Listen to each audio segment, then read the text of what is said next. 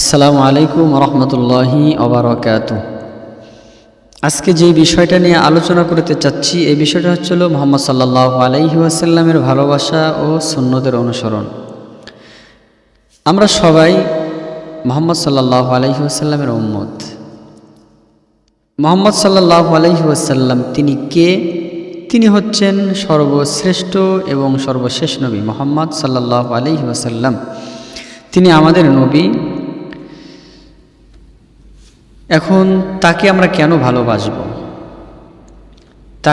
কেন ভালোবাসবো, এই বিষয়ে আল্লাহ পাক রব্বুল আলামিন পবিত্র কোরআনুল কারীমের মধ্যে বলতেছেন, কুল ইন কুনতুম তুহিব্বুনাল্লাহ ফাত্তাবিউনি ইউহিব্বুকুমুল্লাহু ওয়া ইয়াগফির লাকুম যুনুবাকুম আল্লাহু গফুরুর রহিম।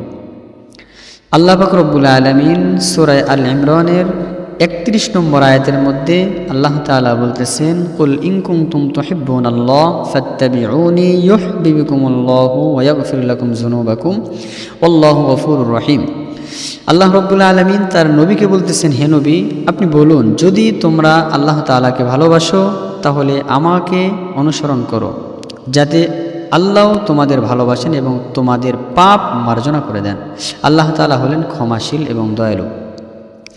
আল্লাহ পাক রব্বুল আলামিন বলতেছেন যে, হে রাসূল আপনার উম্মতদেরকে আপনি বলে দিন, তারা যদি আমাকে ভালোবাসতে চায়, আমি আল্লাহ পাক রব্বুল আলামিনকে পাইতে চায়, তাহলে তাদের কাজ হবে আপনি রাসূলকে অনুসরণ করা। আর রাসূলকে যদি আপনি অনুসরণ করতে পারি তাহলে আল্লাহ পাক রব্বুল আলামিন আমাদের গুনাহগুলিকে ক্ষমা করে দিবেন, আমাদেরকে ভালোবাসবেন। আর আল্লাহ রব্বুল আলামিন হইলেন গফুরুর রহিম, তিনি ক্ষমাশীল এবং দয়ালু। আল্লাহ পাক রব্বুল আলামিনকে যদি ভালোবাসতে চাই, আল্লাহ পাক রব্বুল আলামিনের ভালোবাসা যদি আমি পাইতে চাই, তাহলে আমার আর আপনার সর্বপ্রথম কাজ হচ্ছে রাসূল সাল্লাল্লাহু আলাইহি ওয়াসাল্লামকে ভালোবাসা।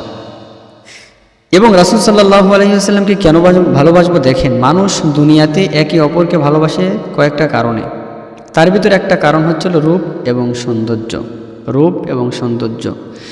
তাহলে রূপ সৌন্দর্যের দিকে যদি আমরা তাকাই, দুনিয়ার দৃষ্টিকোণ থেকে বাহ্যিক দৃষ্টিতে আমরা দেখি যেটা, যে মানুষ একটা ছেলে হোক মেয়ে হোক অথবা একটা বিল্ডিং হোক দেখতে ভালো দেখা যায়, একটা ছেলের চেহারা দেখতে সুন্দর দেখা যায়, একটা মেয়ের চেহারা দেখতে সুন্দর দেখা যায়।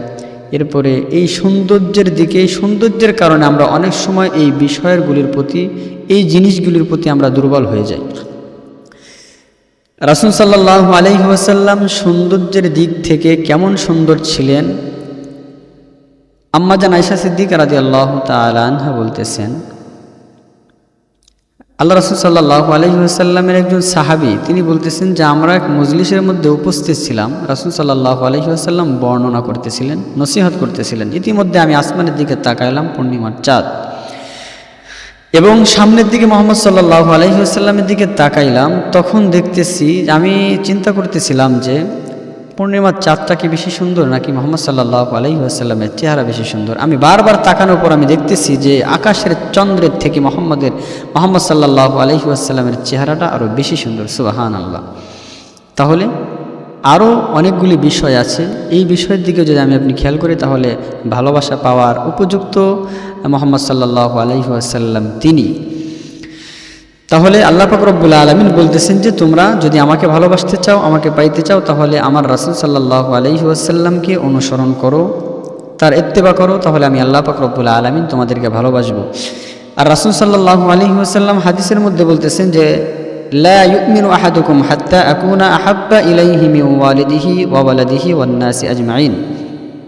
আল্লাহ রাসূল সাল্লাল্লাহু আলাইহি ওয়াসাল্লাম বলতেছেন যে, ততক্ষণ পর্যন্ত কেউ ঈমানদার হতে পারবে না যতক্ষণ পর্যন্ত আমি মুহাম্মদ সাল্লাল্লাহু আলাইহি ওয়াসাল্লামকে ভালোবাসবে, তার ছেলে মেয়ে আত্মীয় স্বজন যাহা কিছু আছে এবং সমস্ত সব কিছু থেকে যখন আমি রাসূল সাল্লাল্লাহু আলাইহি ওয়াসাল্লামকে বেশি ভালোবাসবেন, তখনই সে ঈমানদার হতে পারবেন। যতক্ষণ পর্যন্ত আমার ভালোবাসার প্রতি কোনো ত্রুটি থাকবে ততক্ষণ পর্যন্ত ঈমানদার হতে পারবে না কেউ।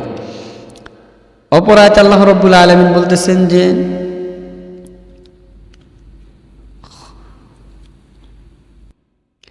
মা আতাকুমুর রাসূলু ফাখুযু ওয়া মা নাহাকুম আনহু ফান্তাহু। আল্লাহ রাব্বুল আলামিন বলতেছেন যে তোমরা ওই কাজগুলি করো যে কাজ রাসূল সাল্লাল্লাহু আলাইহি ওয়াসাল্লাম করেছে, ওইগুলি তোমরা আঁকড়িয়ে ধরো যেগুলো রাসূল সাল্লাল্লাহু আলাইহি ওয়াসাল্লাম করেছে, এবং ওগুলোর কাছেও তোমরা যেও না যেগুলো মুহাম্মদ সাল্লাল্লাহু আলাইহি ওয়াসাল্লাম করেনি। এখন যদি আমরা রাসূল সাল্লাল্লাহু আলাইহি ওয়াসাল্লামকে বলি যে আমরা শেষ নবীজির উম্মত, আমরা নবীকে ভালোবাসি, হ্যাঁ অবশ্যই ভালোবাসি, আমরা ভালোবাসবই। এখন শুধু জবান দ্বারা যদি বলি যে আমি আপনি মুহাম্মদ সাল্লাল্লাহু আলাইহি ওয়াসাল্লামকে ভালোবাসি, এটা জবান ধারা বললে হবে না, এটা কাজে বাস্তবায়িত করতে হবে। এখন আমি যদি বললাম জবানের মাধ্যমে যে আমি রাসূল সাল্লাল্লাহু আলাইহি ওয়াসাল্লামকে ভালোবাসি, কিন্তু আমার চেহারার মধ্যে, আমার লেবাসের মধ্যে, আমার মুখের মধ্যে আমার দাড়ি নাই, আমার পরনের মধ্যে সুন্নতি কোনো পোশাক নাই, এরপরে রাসূলের কোনো সুন্নত আমি মানতেছি না, তাহলে শুধু জবান দ্বারা যদি বলি আমি আপনি রাসূল সাল্লাল্লাহু আলাইহি ওয়াসাল্লামকে ভালোবাসি, তাহলে এই বলার দ্বারা কখনোই আল্লাহ রাসূল সাল্লাল্লাহু আলাইহি ওয়াসাল্লামকে পরিপূর্ণ ভালোবাসা হবে না এবং আল্লাহ তাআলার ভালোবাসা পাওয়া যাবে না। এখন আমাদের রাসূল সাল্লাল্লাহু আলাইহি ওয়াসাল্লামকে যদি ভালোবাসি, মুহাম্মদ সাল্লাল্লাহু আলাইহি ওয়াসাল্লামের যেই সমস্ত সুন্নতগুলি আছে, তিনি যেগুলো করেছেন, এগুলোকে ভালোবাসতে হবে। দেখেন, দুনিয়ার বাহ্যিক দৃষ্টিতে আমরা দেখি, যদি কোনো ব্যক্তি কোনো নায়ককে পছন্দ করে তার ছবি সে দেখে, যদি কোনো গায়ককে পছন্দ করে তাহলে সে গায়কের গান শোনে, যদি কোনো এরপরে কি বলে শিল্পীর গান মানে পছন্দ করে তাহলে তার গানই শোনে, এরপরে কোনো বক্তাকে ভালোবাসলে তার বয়ানই শোনে, সে যেটা বলে সেটাই ভালো লাগে। কোনো খেলোয়াড়কে পছন্দ করলে তার দিকেই সে ধাবিত হয়, সে যেই কাজটা করে, কিভাবে চুল কাটে এটা ফলো করে, কি জামা পরে এটা ফলো করে, এরপরে কিভাবে হাঁটে, কিভাবে কথা বলে, এগুলো সব ফলো করে। কিন্তু দেখেন, আমরা মুহাম্মদ সাল্লাল্লাহু আলাইহি ওয়াসাল্লামের উম্মত, আমরা বলতেছি যে আমরা রাসূলকে ভালোবাসি, রাসূলকে ভালোবাসি, রাসূলকে ভালোবাসি। বিশেষ করে এই যে রবিউল আউয়াল মাস যখন আসে, তখন দেখা যায় কিছু আশিকে রাসূল, কিছু আছে আশিকে রাসূল, প্রকৃতপক্ষে রাসূল সাল্লাল্লাহু আলাইহি ওয়াসাল্লামকে ভালোবাসেন, আর কিছু আছে আশিকে রাসূল দাবি করে কিন্তু আসলে তারা আশিকে রাসূল নয়। এরা এমন কিছু কাজ করে যেগুলো হচ্ছে অনইসলামিক এবং ইসলাম সমর্থন করে না। যেমন জোস্তে জুলুস একটা অনুষ্ঠান তারা করে থাকে দীর্ঘদিন ব্যাপী, এমন কাজগুলি তারা করে থাকে যেগুলো ইসলাম সমর্থন করে না। ঢোল, গান, বাদ্য ইত্যাদি এগুলো কখনোই ইসলাম সমর্থন করে না। যে কথা বলতেছিলাম যে তাকে যদি আমরা ভালোবাসা প্রকাশ করতে চাই, তাহলে রাসূল সাল্লাল্লাহু আলাইহি ওয়াসাল্লামের প্রতিটি সুন্নত আমার আর আপনার কাজের মধ্যে বাস্তবায়ন করতে হবে।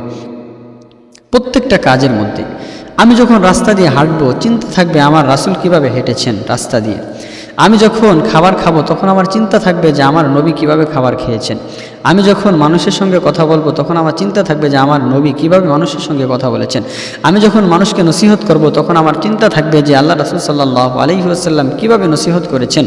আমি যখন চুল কাটবো, তখন আমার চিন্তা থাকবে যে আমার নবী, আমার পয়গম্বর কিভাবে চুল কেটেছেন। আমি যখন পোশাক পরবো, তখন চিন্তা করব যে আমার নবী কিভাবে পোশাক পরেছেন। এগুলো প্রত্যেকটা ক্ষেত্রে যখন আমি আপনি ফলো করব আমার আপনার পয়গম্বরকে, তখন আমি আপনি বুঝতে পারবো যে এখন প্রকৃত ভালোবাসা রাসূল সাল্লাল্লাহু আলাইহি ওয়াসাল্লামের প্রতি আমার হচ্ছে, আর এই ভালোবাসা দিয়েই আমি আপনি আল্লাহ পাক রব্বুল আলামিনের ভালোবাসা অর্জন করতে পারবো। অন্যথায় যদি আমি আপনি মুখে হাজারবারও বলি যে রাসূল সাল্লাল্লাহু আলাইহি ওয়াসাল্লামকে ভালোবাসি, কিন্তু কাজের মধ্যে বাস্তবায়ন না করি, তাহলে প্রকৃতপক্ষে রাসূলকে ভালোবাসা হবে না।